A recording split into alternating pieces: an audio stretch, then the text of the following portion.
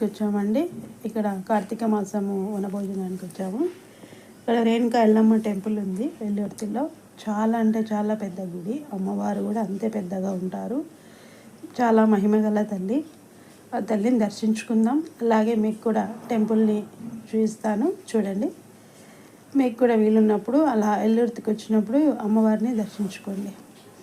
ఇక్కడ చాలామంది కోరికలు కోరుకొని వాళ్ళ మొక్కుబళ్ళు తీర్చుకోవడానికి అమ్మవారికి ఇక్కడ పొట్టెళ్ళు కూడా అమ్మవారికి నైవేద్యంగా పెట్టి వాళ్ళ కోరికలు తీర్చుకుంటూ ఉంటారు మొక్కుబళ్ళు. ఇక్కడ వచ్చేసి ఇక్కడంతా షెల్టర్ చూశారు కదా ఎంత పెద్దగా ఉందో. ఇక్కడ నాగమే కట్ట కూడా ఉంది.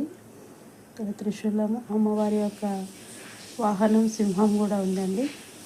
ఇక మనం అమ్మవారిని దర్శించుకుందాం. లోపలికి వెళ్దాం పదండి. ఇదే అండి మెయిన్ గుడి ఎంట్రీ. లోపలికి అమ్మవారిని దర్శించుకోవడానికి ఇక్కడ ప్రత్యేకత ఏమంటే శివలింగం కూడా ఉంటుందండి. అమ్మవారి ముందు స్వామివారి కూడా మనకు దర్శనమిస్తారు. నీలకంఠేశ్వర స్వామి, ఓం నమః శివాయ. చూశారు కదా, ఇక్కడ స్వామివారి యొక్క లింగము ఉంటుంది, అలాగే అమ్మవారు కూడా ఉన్నారు. చూశారు కదా అమ్మవారు ఎంత పెద్దగా ఎంత మంచిగా ఉన్నారో. ఆ తల్లిని దర్శించుకోవడానికి ఎంతో అదృష్టం చేస్తున్నాము. ఇక మేము అమ్మవారిని దర్శించుకున్నాం. ఇక్కడ వినాయకుడు ఉన్నాడు సైడ్కి.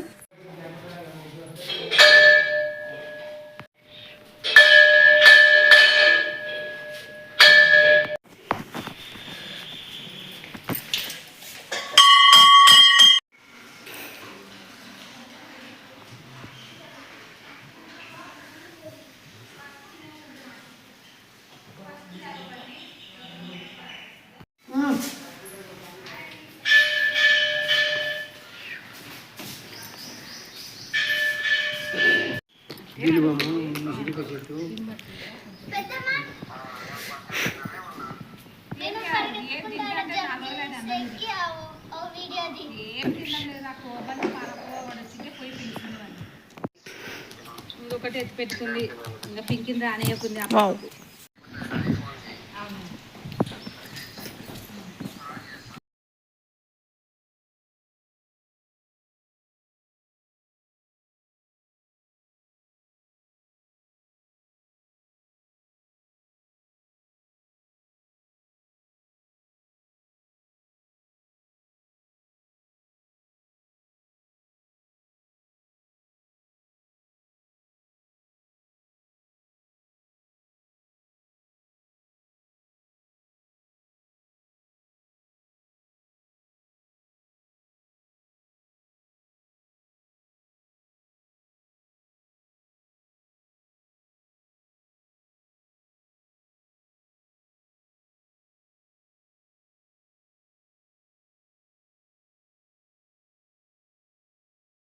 తెల్ల ఒక పాము కనపడుతున్నాడంట. ఎవరికి? అందరికి. పాము వచ్చి అందరికి ఇది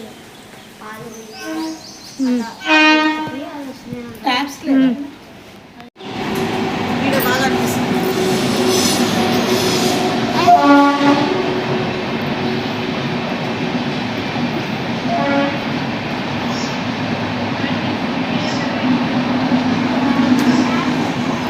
బయట ఉన్నాయి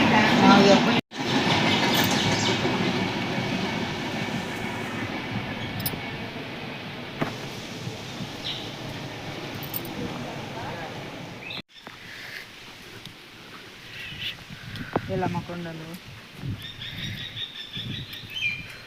పాలు ఉంటాయి,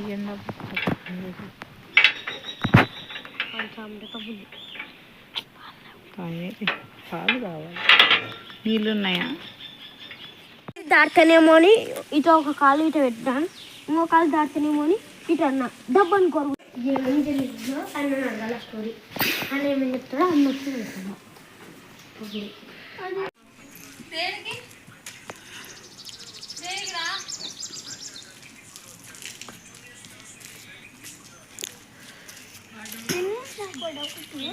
మనము ఒక గుడికి వస్తే అంటే ఏమన్నా చెప్పండి. అవి ఉండే చూడే సన్న పెరుగు పచ్చడి, ఇవి ఉండే ఆలు బుజ్జియా. ఇష్టం తినేవాళ్ళు తినండి. పెరుగు కొంచెం కలపండి దీంట్లో.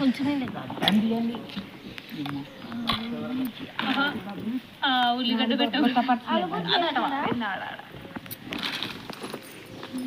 వేసి పిల్లలు